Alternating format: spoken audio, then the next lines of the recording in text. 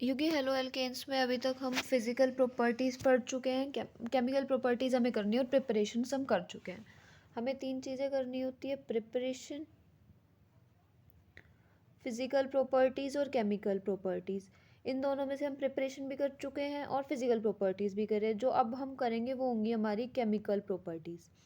Chemical properties के अंदर basically क्या होता है कि जो हमारी एल्काइल हैलाइड्स हैं, हम हेलो एल्केन्स की केमिकल प्रॉपर्टीज़ पढ़ रहे हैं, तो इसके अंदर क्या होगा, हमारी हेलो एल्केन्स की केमिकल प्रॉपर्टीज़ है, तो हमारी जो एल्काइल हैलाइड है, सपोज ये आर एक्स मान रही हूँ, मेरी जो एल्काइल हैलाइड है आर एक्स दिया होगा और आर एक्स की रिएक्शन होगी किसी और सब्सटेंस के साथ। वो अल्कोहल भी हो सकता है, न्यूक्लिक या कुछ और भी हो सकता है, अल्कोहल के साथ रिएक्शन दे देंगे या किसी और न्यूक्लियोफाइल के साथ। तो मतलब बेसिक जो हमारा सबस्ट्रेट होगा वो क्या होगा, एल्काइल हैलाइड होगा। जो पहली रिएक्शन हमें इसके अंदर पढ़नी है केमिकल प्रॉपर्टीज़ के अंदर, वो है nucleophilic substitution reaction. Nucleophilic substitution reaction का मतलब है कोई न्यूक्लियोफाइल होगा। न्यूक्लियोफाइल का मतलब क्या होता है, नेगेटिव चार्ज स्पीशीज। कोई भी ऐसी स्पीशीज जो कि एक इलेक्ट्रॉन रिच स्पीशीज होगी जिसके ऊपर नेगेटिव चार्ज होगा, वो आकर के एल्काइल हैलाइड पर रिएक्ट करेगी। एल्काइल हैलाइड पे कहाँ रिएक्ट करेगी, जो आर वाला पार्ट है उस पर रिएक्ट करेगी और जो ये एक्स है वो बाहर निकल जाएगा और हमारा क्या होगा, इसके अंदर आर और न्यूक्लियोफाइल का बॉन्ड बन जाएगा। हमारा प्रोडक्ट इस तरीके से बनेगा न्यूक्लियोफिलिक सब्स्टिट्यूशन रिएक्शन के अंदर। अब न्यूक्लियोफिलिक सब्स्टिट्यूशन रिएक्शन दो तरीके की होती है, मतलब बेसिकली न्यूक्लियोफिलिक सब्स्टिट्यूशन रिएक्शन दो मैकेनिज्म को फॉलो करती है और वो दो मैकेनिज्म कौन कौन से, एक है SN1 और एक है SN2। SN1 की फुल फॉर्म क्या होता है, unimolecular nucleophilic substitution reaction. SN1 की फुल फॉर्म क्या है, यूनिमोलिक्यूलर न्यूक्लियोफिलिक सब्स्टिट्यूशन रिएक्शन। और SN2 की फुल फॉर्म क्या है, bimolecular nucleophilic substitution reaction. 1 for uni and 2 for bi. अब इनका नाम ऐसा क्यों है, इनका भी एक रीज़न है, वो अभी SN1 और SN2 में तेरे को बता दूंगी। इसके बाद देख, जो मैंने रिएक्शन लिख रखी है वो क्या है, डायरेक्ट आर एक्स है, उसकी रिएक्शन कर रखी है एक्वस KOH के साथ। ये बात ध्यान रखियो, यहाँ पे ये सबसे इंपॉर्टेंट बात आती है कि अगर मेरी आर एक्स की रिएक्शन दो तरीके से होती है, या तो एक्वस KOH के साथ या फिर एल्कोहलिक KOH के साथ। अगर मेरी आर एक्स की रिएक्शन एक्वस KOH के साथ हो रही है, मेरी रिएक्शन एक्वस KOH के साथ है, तो फिर क्या होगी, nucleophilic substitution reaction takes place करेगी। न्यूक्लियोफिलिक सब्स्टिट्यूशन रिएक्शन हमें देखने को मिलती है अगर हमारी आर एक्स की रिएक्शन किसके साथ है, एक्वस KOH के साथ है। लेकिन अगर वहीं हम आर एक्स की रिएक्शन एल्कोहलिक KOH के साथ लिख दे देते हैं, तेरे को कोई भी एल्काइल हैलाइड दे रखी होगी और आर पे लिखा होगा एक्वस KOH या फिर एल्कोहलिक KOH और साथ में हीट का साइन दे रखा होगा या फिर बॉयल लिख रखा होगा। तो अगर तेरे को एक्वस KOH दे रखा होगा तो तू करेगा न्यूक्लियोफिलिक सब्स्टिट्यूशन रिएक्शन, जो SN1 और SN2 मैं तेरे को अभी बताने वाली हूँ। या फिर आगे मैं बताऊंगी कि अगर आर एक्स के साथ तेरे को एल्कोहलिक KOH दे रखा है तो तेरी क्या रिएक्शन होती है, एलिमिनेशन रिएक्शन टेक्स प्लेस करती है।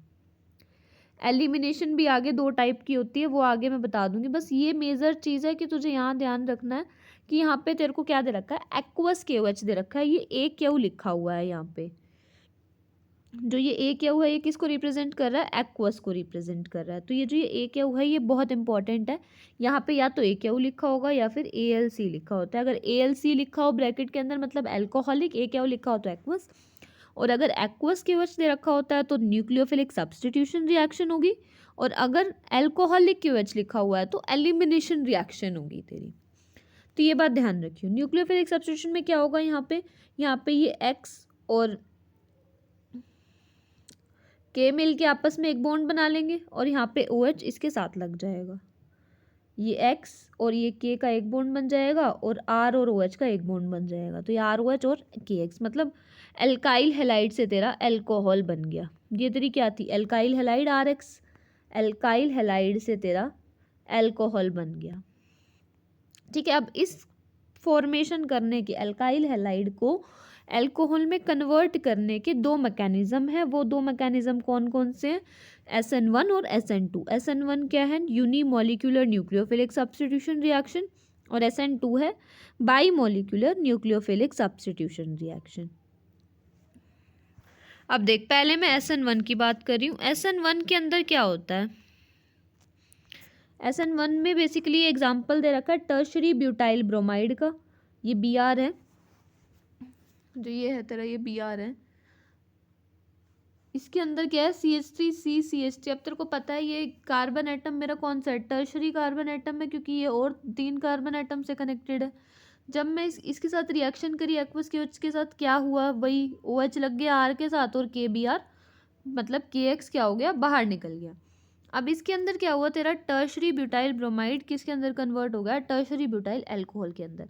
अब इसका SN1 के थ्रू मैकेनिज्म टेक्स प्लेस कर रहा है, तो ये SN1 के थ्रू मैकेनिज्म कैसे होगा, वो मैकेनिज्म देखना है तेरे को। अब SN1 एक 2 स्टेप मैकेनिज्म है जिसके अंदर इंटरमीडिएट का फॉर्मेशन होता है। ठीक है, SN1 एक 2 स्टेप मैकेनिज्म है, 2 स्टेप के अंदर हमारी रिएक्शन टेक्स प्लेस करती है। पहला स्टेप होता है वो स्लो स्टेप होता है और दूसरा स्टेप हमारा फास्ट स्टेप होता है। पहला स्टेप स्लो स्टेप है, तो उसके अंदर क्या हो रहा है, formation of carbocation. Carbocation form होगा। कार्बोकैटायन क्या होता है, इलेक्ट्रॉन डेफिशिएंट स्पीशीज, मतलब पॉजिटिव चार्ज स्पीशीज होती है बेसिकली। कार्बोकैटायन हमारा पॉजिटिवली चार्ज होता है। इसके अंदर क्या होगा, सबसे पहले जो सबस्ट्रेट है उसके अंदर से हेलाइड आयन बाहर निकल जाएगा। जो भी हमारा एल्काइल हेलाइड में हेलोजन है, क्लोरीन है, ब्रोमीन है, फ्लोरीन है, आयोडीन है, वटएवर, वो बाहर निकल जाएगा। तो क्या होगा, यहाँ से चला गया तो Br नेगेटिव बन गया और CH3 पॉजिटिव।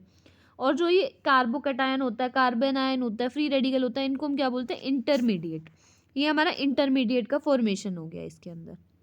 ठीक है, अब ये सेकंड स्टेप में क्या होता है कि जो हमारा OH नेगेटिव आयन था, इसमें से KOH था ना हमारे पास रिएक्शन के अंदर, तो इस KOH में से जो ये OH नेगेटिव आयन है, KOH कैसे टूटता है, K पॉजिटिव और OH नेगेटिव के अंदर, तो ये OH नेगेटिव आयन है वो उस कार्बोकैटायन जो हमारा बना था उस पर जाके अटैक करेगा और हमारा अल्कोहल बन जाएगा। और क्या होगा इसके अंदर हमारा जो ये OH नेगेटिव है वो कार्बोकैटायन के ऊपर जाएगा और अटैक करके हमारा अल्कोहल का फॉर्मेशन कर देगा। अब इसके अंदर एक जो चीज़ बहुत ज़्यादा ध्यान देने वाली है वो ये है कि इसके अंदर ना जो कार्बोकैटायन है उसके अंदर सेम साइड से अटैक भी हो सकता है, मतलब जहाँ पे पहले Br था वहाँ पे भी अटैक हो सकता है और बैक साइड से भी अटैक हो सकता है। मतलब जैसे इसके अंदर कैसे था तेरा CH3, एक मिनट दोबारा लिखती हूँ, कैसा था तेरे पास CH3 CH3 और Br, 2 केस बनते हैं, या तो ये Br की जगह पे ये OH आ जाए तो मतलब सेम साइड से अटैक हो जाए, और दूसरा होता है एक पीछे से OH नेगेटिव आयन आकर के अटैक करे और ये जो ये CH3 है ये दूसरी साइड आ जाए और OH इधर लग जाए, जो मैंने अब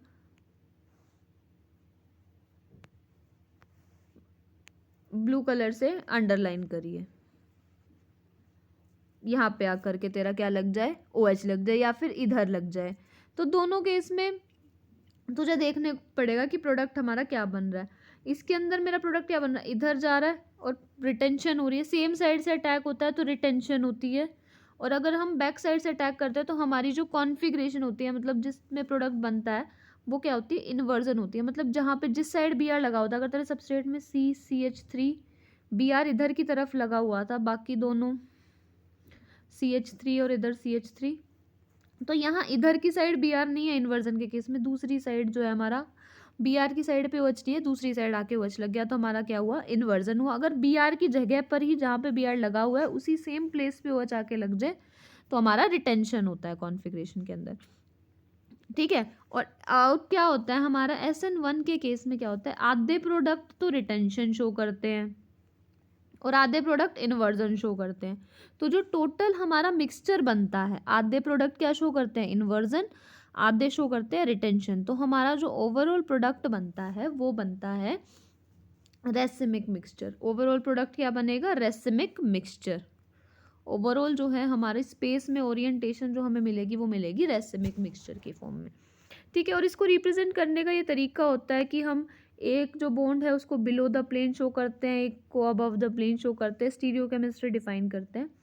तो ये स्टीरियो केमिस्ट्री मैंने डिफाइन कर रखी है, तो ये प्रोडक्ट इस तरीके से लिखे जाते हैं। ये चीज़ ध्यान रखियो कि एक बॉन्ड कोई भी एक कार्बन है उसके 4 बॉन्ड में से 2 बॉन्ड तो प्लेन के अंदर होते हैं, एक प्लेन से पीछे की साइड जिसको हम बिलो द प्लेन से रिप्रेजेंट करते हैं और एक प्लेन से बाहर की साइड जिसको हम अबव द प्लेन से रिप्रेजेंट करते हैं। तो मैंने यही कर रखा है यहाँ पर रिप्रेजेंटेशन के लिए, एक को अबव दिखा रखा है, एक को बिलो और 2 carbon in the plane. Same मैंने इसमें दिखा रखा है, यही बात मैंने यहाँ पे देखो बताई है, और मैंने बी आर को यहाँ पे अबव द प्लेन शो कर रखा है। ठीक है, ठीक है। अब एक चीज़ और है कि अब ये क्वेश्चन रह गया कि हम इसको यूनिमोलिक्यूलर क्यों कहते हैं, SN1 को यूनिमोलिक्यूलर रिएक्शन क्यों कहा जाता है, क्योंकि SN1 के अंदर जो रेट ऑफ रिएक्शन होता है, जो रेट डिटरमाइनिंग स्टेप होता है, रेट ऑफ रिएक्शन सिर्फ एल्काइल हैलाइड की कंसंट्रेशन पर डिपेंड करता है। रेट डिटरमाइनिंग स्टेप कौन सा होता है, स्लो स्टेप। जो फॉर्मेशन ऑफ कार्बोकैटायन है वो हमारा स्लो स्टेप है। Slow step is the rate determining step of a reaction.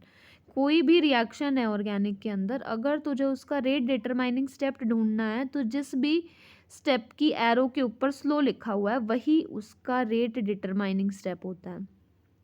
ठीक है, और this reaction is called unimolecular because जो रेट ऑफ रिएक्शन है वो डायरेक्टली प्रोपोर्शनल होता है एल्काइल हैलाइड की कंसंट्रेशन पे। ओनली एल्काइल हैलाइड, सिर्फ एक ही सबस्ट्रेट की कंसंट्रेशन पे रेट ऑफ रिएक्शन डिपेंड कर रहा है, इसलिए हम इस रिएक्शन को क्या कहते हैं, यूनिमोलिक्यूलर रिएक्शन।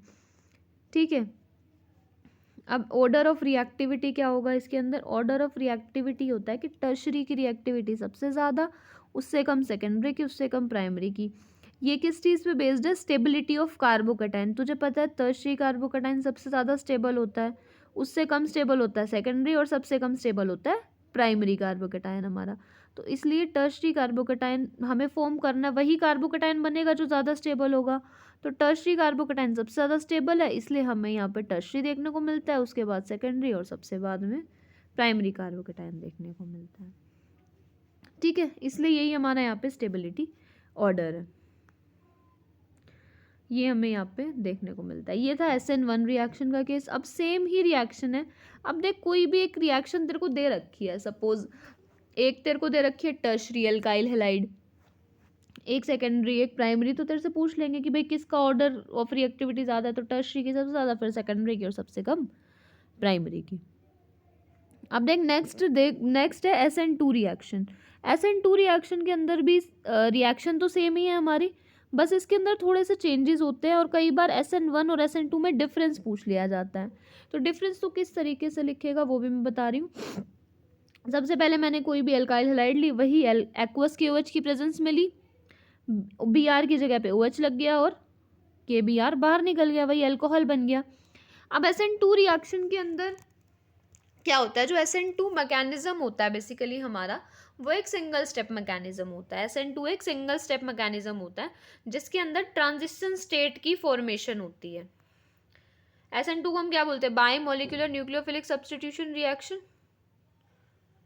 SN2 को हम यही बोलते हैं ना, by molecular nucleophilic substitution reaction. इसके अंदर क्या होगा, सबसे पहले जो सिंगल स्टेप मैकेनिज्म है, एक ही स्टेप के अंदर सब कुछ होगा।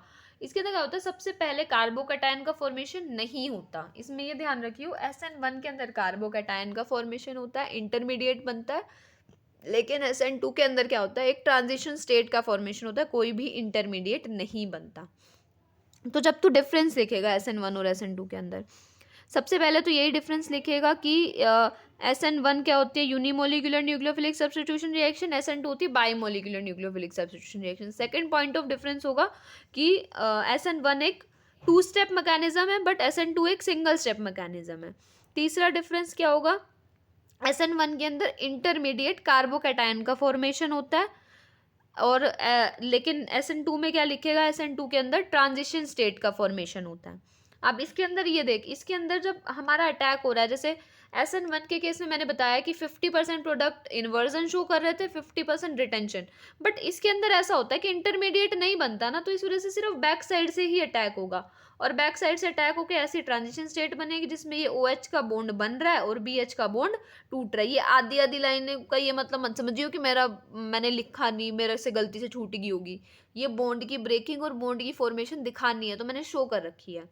तो इस तरीके की ट्रांजिशन स्टेट बनेगी, इसके बाद ये Br नेगेटिव बाहर निकल जाएगा, और ये बैक साइड से ही अटैक होगा, सिर्फ पीछे से ही आकर के SN2 के अंदर न्यूक्लियोफाइल हमारा अटैक कर सकता है, जो Br नेगेटिव न्यूक्लियोफाइल है वो अटैक कर सकता है। इसलिए इस केस में 100% इन्वर्जन देखने को मिलता है। स्टीरियो केमिस्ट्री में हमें इन्वर्जन देखने को मिलती है। ठीक है, तो तेरा चौथा पॉइंट ऑफ डिफरेंस क्या हो गया, उसके अंदर हमें रेसिमिक मिक्सचर मिल रहा था SN1 के अंदर, लेकिन यहाँ पे हमें इन्वर्जन देखने को मिलता है। ठीक है। अब इसके बाद इस पांचवा पॉइंट ऑफ डिफरेंस क्या है हमारा, उसको हम यूनिमोलिकुलर न्यूक्लियोफिलिक सब्स्टिट्यूशन क्यों कह रहे थे, क्योंकि रेट ऑफ रिएक्शन किस पर डिपेंड कर रहा था, सिर्फ एल्काइल हैलाइड की कंसंट्रेशन। बट यहाँ पर क्या है, SN1 में सिर्फ एल्काइल हैलाइड पे डिपेंड कर रहा था, बट अब SN2 के अंदर जो रेट ऑफ रिएक्शन है वो एल्काइल हैलाइड पे भी डिपेंड करता है और न्यूक्लियोफाइल पे भी डिपेंड करता है, दोनों चीजों पे डिपेंड करता है, इसलिए हमें बाइमोलिकुलर कह रहे हैं। बाई का मतलब क्या होता है, दो, तो दोनों चीजों की कंसंट्रेशन पे डिपेंड कर रहा है, और यूनी का मतलब क्या होता है, वन, तो इसलिए वो उसको हम यूनिमोलिकुलर कह रहे थे और इसको हम बाइमोलिकुलर कह रहे हैं। अब इसमें order of reactivity of alkyl halide totally different होता है देन द SN1। SN1 के अंदर हमारा ऑर्डर था टर्शरी की सबसे ज्यादा, उससे कम सेकेंडरी की और सबसे कम प्राइमरी की। बट यहाँ पे जब तू ऑर्डर देखेगा तो उल्टा है, यहाँ पे सबसे ज्यादा प्राइमरी की है, उसके बाद सेकेंडरी की है, उसके बाद टर्शरी की है। तो अब क्वेश्चन में अगर सपोज तेरे को दे रखी है एक प्राइमरी एल्काइल हैलाइड दे रखी है और एक टर्शरी दे रखी है, और तेरे को कहा हुआ है कि बस इससे रिएक्शन कर दे डायरेक्ट विद मैकेनिज्म। सपोज एक तो तेरे को दे दी CH3Br और दे दिया लिख के KOH एक्वस, और लिख दिया कि भाई right complete the following reaction, और नीचे हीट का साइन दे दिया, and complete the following reaction and right it's mechanism. तो तूने क्या करना होगा, इसके अंदर अपने आप ही तुझे दिमाग लगाना पड़ेगा, और इसमें से क्वेश्चन पूछ लेंगे कि कौन सा मैकेनिज्म फॉलो होगा और क्या स्टीरियो केमिस्ट्री होगी। तो कौन सा मैकेनिज्म फॉलो होगा, SN2, और स्टीरियो केमिस्ट्री कौन सी होगी, इसके अंदर इन्वर्जन होगी। और इसी से रिलेट में थोड़े बहुत क्वेश्चन पूछे जा सकते हैं, वो क्वेश्चन मैं तेरे को आगे बताती जाऊंगी, ठीक है। तो ये क्या है, ये प्राइमरी हैलाइड है, क्योंकि हमारा एक प्राइमरी है ये हमारी CH3 ऐसे लिख ले, CH3CH2 ऐसे में दे ले कि इथाइल हैलाइड दे रखी हो, CH3 में मत ले, मतलब मिथाइल हैलाइड में भी बेसिकली यही होता है। ये प्राइमरी तो नहीं थी, प्राइमरी तो क्या होगी, CH3CH2Br होगी, क्योंकि एक कार्बन से कनेक्टेड है, चाहे CH3Br हो चाहे मिथाइल हैलाइड हो। मिथाइल हैलाइड के केस में भी हमारी SN2 ही होती है, ठीक है। अब इन कंपैरिजन अगर तेरे को लिखा हुआ मिल जाए CH3 मतलब टर्शरी ब्यूटाइल हैलाइड बेसिकली तेरे को दे दे, और टर्शरी ब्यूटाइल हैलाइड दे दे, और टर्शरी ब्यूटाइल हैलाइड के साथ लिख दे KOH विद एक्वस, और इसका लिख दे कि इसका मैकेनिज्म बताओ और इस रिएक्शन को कंप्लीट करो, राइट इट्स मैकेनिज्म, और उसकी स्टीरियोकेमिस्ट्री बताओ। तो इसके अंदर तुझे ऑटोमेटिकली गेस करना पड़ेगा कि तुझे SN1 मैकेनिज्म लेके जाना है, ये तुझे खुद समझना पड़ेगा, क्योंकि क्यों टर्शरी एल्काइल हैलाइड है। रिएक्टिविटी ऑर्डर से ध्यान रखना पड़ेगा कि अगर तेरे को टर्शरी सबस्ट्रेट दे रखा है तो तू SN1 पे जाएगा, और अगर तेरे पास प्राइमरी दे रखा है तो तू जाएगा SN2 पे, ठीक है। SN2 मैकेनिज्म फॉलो होगा। ये हमारा मैकेनिज्म का तरीका है जानने का। इस तरीके से कई क्वेश्चन पूछा हुआ है, और तेरे जो सितंबर का पेपर है उसमें भी ऐसा ये क्वेश्चन आया हुआ था, ठीक है। ये देखो समझ आ गई कि सब्स्टिट्यूशन, न्यूक्लियोफिलिक सब्स्टिट्यूशन रिएक्शन हमारी पहली केमिकल प्रॉपर्टीज की पहली मेन इंपॉर्टेंट रिएक्शन थी, जो कि जरूर आएगी तेरे पेपर में। ये SN1 SN2 में चाहे तेरा डिफरेंस लिखना आ जाए, चाहे तेरा कोई ये पूछ ले कार्बोकटायन बनता है, इंटरमीडिएट क्या बनता है, ट्रांजिशन स्टेट बनती है नहीं बनती, किस में ट्रांजिशन स्टेट बनती है, किस में इंटरमीडिएट बनता है, या एक्वस KOH की प्रेजेंस में, या फिर इसको एल्कोहलिक KOH के साथ कंपैरिजन की फॉर्म में दे देते हैं, ठीक है। अब ये बात जरूर ध्यान रखियो कि अगर तेरे को KOH एक्वस दे रखा है तो न्यूक्लियोफिलिक सब्स्टिट्यूशन रिएक्शन होगी, और अगर तेरे को KOH एल्कोहलिक दे रखा है तो एलिमिनेशन रिएक्शन होती है। अब नेक्स्ट जो रिएक्शन हमें पढ़नी है वो कौन सी है, एलिमिनेशन रिएक्शन ही है, ठीक है। ये सबसे इंपॉर्टेंट बात थी जो मैंने तेरे को यहाँ पे बताई है।